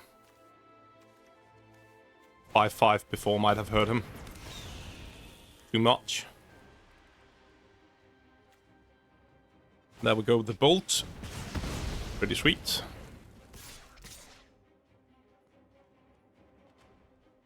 So he has back this guy, but we have enough power to kill him, so now we can just snap off his blocker. Which seems like a pretty clear play. Might as well go from the 5/5, it's a modified creature, so in case he can take it out with 1 white mana, I don't know how, but might as well do it. And then we can swing here for enough. I'm just playing out the Inspired Inventor, but we've already won. So this has been going a lot better than expected. Obviously, the deck looked kind of sweet once we had built it, but going into this whole thing, we were so very lucky that the lane we chose randomly at the at the start actually ended up being open. If we'd had to like pivot into something else, that would have been a disaster, I'm pretty sure, because I don't know which cards to pivot into. I wouldn't be able to read them all in time. Going into the Psychic Fox hideaway there again had me pretty annoyed. And there seems to be something I'm clicking somewhere that sends me straight into that after we get the tickets. And I think, to be honest, I really dislike that thing. And after this next game, we're going to see exactly what it is that's going on. Because then I wait around a bit to actually notice what's going on there. But so far, we've just been clicking to get through it fast, and then instead of getting through it fast, it's sending them in there, which is... I don't like it. It's not... You're basically tricking people. It's not really tricking people, obviously. And on top of that, the whole pay so that you can unlock the ability to use the tokens you've already earned is a psychologically predative maneuver that I really dislike. It's like mobile games levels of manipulation. So adding this whole where you would randomly click, we put a button so that you go into Psychic holdout there. It rubs me the wrong way. Magic is still awesome, but sometimes they could do with not doing stuff like that. I do realize that I should probably not be the one to scorn them for wanting to earn more money, because I've paid them some, but I'm probably not the one who's paid them the most from the amount of games I've played at this point. Especially not since I'm doing draft.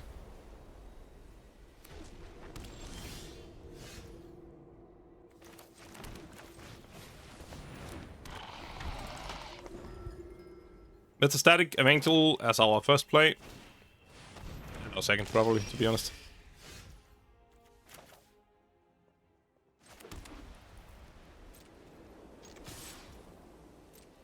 I'm okay trading these, both because I have the second one and because I can revitalize Ring Pass to not actually trade. Because I want the lifelinker off of the board. Whenever Horrid Shadow Spin attacks, you may draw cards equal to wada. I think I am considering actually signature slamming it here just because I really want it off the board. He didn't choose to block, so we can't just revitalize and repast it, unfortunately. I don't want him having a lifelink, and the other abilities seemed pretty rough as well. This I'm a lot less afraid of. It's too slow for what we have going on. So at this point we can go Metastatic Evangel and hold up Protection Spell once again. Or to be honest, we could go for the Hydra, but I think that's a sweeter play next turn. We get to swing for 5 here.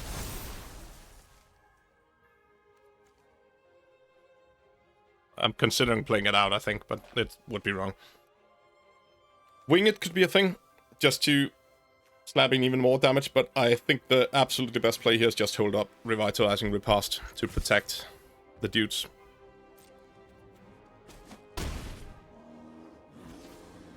Pretty clearly, that should be the correct play, even.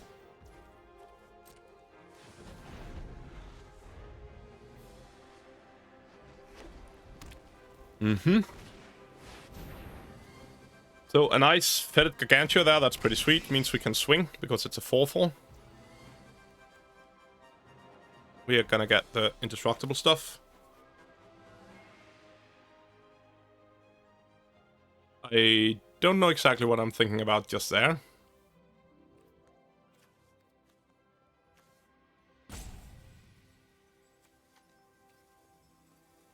I think it's his turn.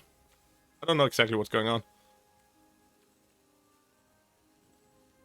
I think maybe I just... I know what I'm doing. I'm considering playing either of them to set up for a better turn next turn. So if I played Revitalizing Repast on one of them, I would have been able to swing with both and wing it something into the air or something like that. But if we do like this instead, I should be able to... Or maybe actually we just build out the board and have that going. I'm a little concerned about the bespoke whacking up there. Whether or not it can be vehicled for by the other guy just easily. 5-3 can still punch through it with Revitalizing Repast or with the counter from this guy. And at this point is when I realize that, oh yeah, that's true. Proliferating actually gives counters on everything every time. So these are just gonna grow immensely. And I can play out the land here. It's a bit sneaky that it shows like you could actually cast it. And he decides to just scoop to the face of this. Which I think is okay, but he could probably have blocked with his wagon without too much trouble there. I did not consider the fact that Proliferate takes all +1/+1 counters and on all all separate accounts. So now let's just look at what's going on here. No, apparently that wasn't yet. Okay.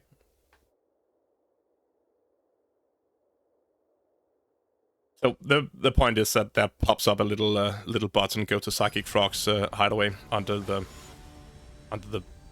tickets you get, and that's approximately apparently where I'm clicking all the time, just to click through it fast. Okay, so into this we have two choices for a tap land. One of them can be played untapped for a little bit of life, and we have a weaker but still decent-ish curve. We have been drawing our Metastatic Evangels a lot, and those cards seem to be very, very strong. So I'm considering whether or not I want to be bestowing the Indebted Spirit instead, so I should open maybe on the tap land here. We have a lot of options for these various bestow creatures. I think once again I'm gonna go with the greedy play and just start out by laying out the land. The Indebted Spirit, getting it out early and going into Nyxborn Unicorn is fine, because we are gonna get a counter from that. So we're gonna go with that start instead of trying to hold off to see whether or not we're gonna draw anything else to stack them onto. Putting Indebted Spirit on a Nyxborn Hydra is not as relevant, and we still have the situation that we could draw another 2-drop, and then we could put the Nyxborn Hydra onto something later instead. I'm considering playing out one of the tap lands here instead, but that seems wrong. We should just go for the Nyxborn Unicorn right away. We still get the counter when it attacks, even if it's just one, and then we can bestow onto that later, or I guess not bestow, but put auras on it with the Strength of the Harvests. We do need to draw a land next turn in order for it to be like really relevant, but he snaps off the Nyxborn Unicorn anyways. It doesn't matter too much.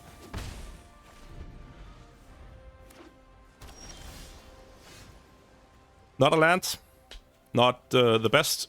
I think the correct play here would be Witch Enchanter on tapped land.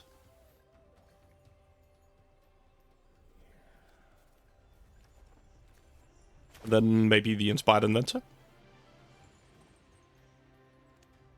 But I am not 100% certain that I have realized that the Witch Enchanter can enter there. It seems like I might not have realized that the Witch Enchanter can enter as an untapped land. I think I played it as an untapped land once before, but I'm not certain.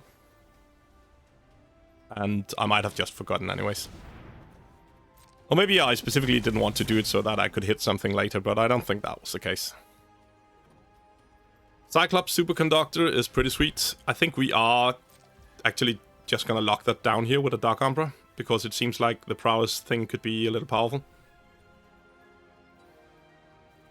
And also, the fact that it doesn't die means that it's not gonna do the thing. It has like a trigger when it dies that it's gonna deal damage to something. So at this point,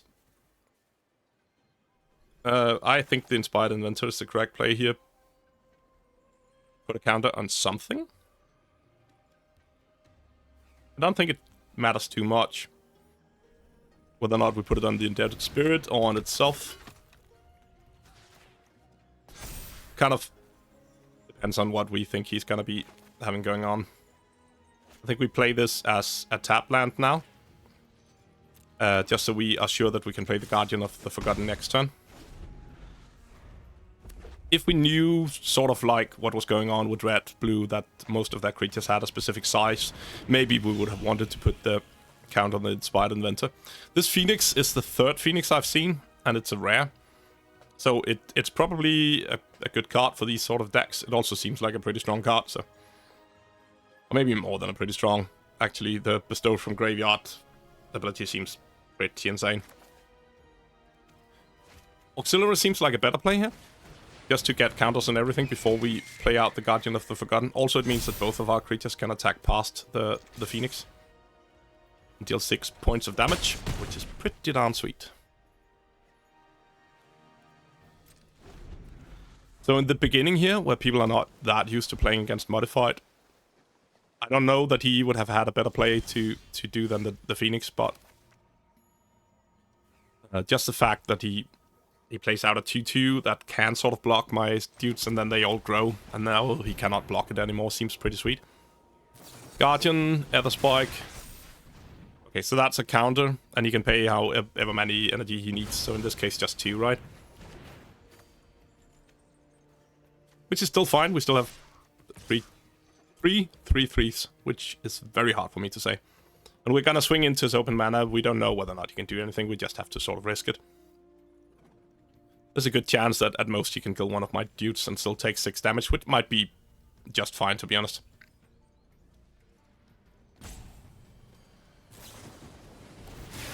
Galvanic Discharge is fine. Killing the flyer seems fair and all.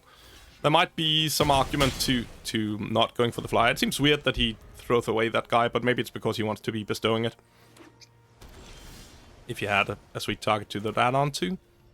And yet another area auxiliary. Just these 4 mana add 5 power onto the board, modifying creatures for relevant stuff. You can proliferate off of the counters.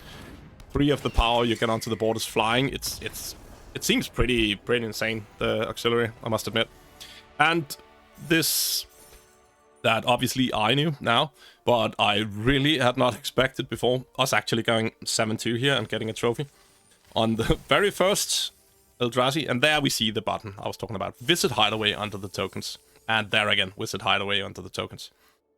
So, I want to say predatory, but can't really say that. It's a decently small button, it's just unfortunately exactly why I click all the time. So let's look back over the deck just shortly here and see what we have going on. I never get to play with the Wolfstorm Angel, but also, yeah, the +1/+1 ability did seem kind of sweet because we had a lot of aggression going on, but it didn't seem to fit the deck perfectly. Stump Stomp seems sweet, we still didn't get to play with that either. Let's see what we actually have here. Ooswag, I got that as like entirely last pick. That seems pretty sweet in a deck like this. Obviously, it's not like the most powerful card. Going over the other stuff here, Inspired Inventors. I think one of these wheeled as well. I'm pretty certain they're not supposed to do that. White was very open. The combination of Metastatic Evangel and Inspired Inventors seemed pretty damn sweet. Area Auxiliary, very nice. All of these double land spell cards that allowed us to play. I'm literally only playing 14 lands here, because Strength of the Harvest is strong enough to be a card by itself, even if it's not like the best card ever.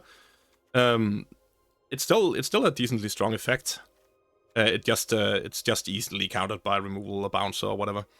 Revitalizing Repast, same. That's very close to being the... Oh, Indestructible is not as good as Hexproof, but it's pretty close to being a Snakeskin Veil, right?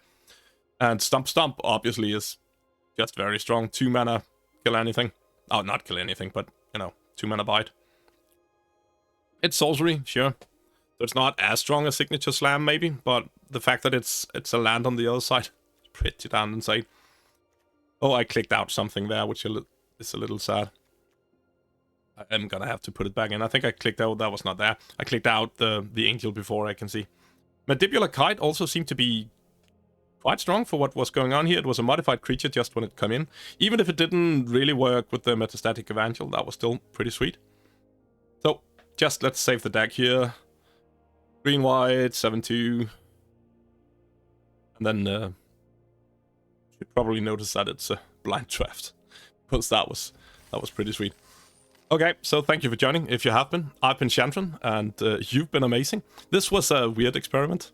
But anyways, don't forget to do the YouTube stuff. Like, comment, subscribe, all that jazz, and bye-bye.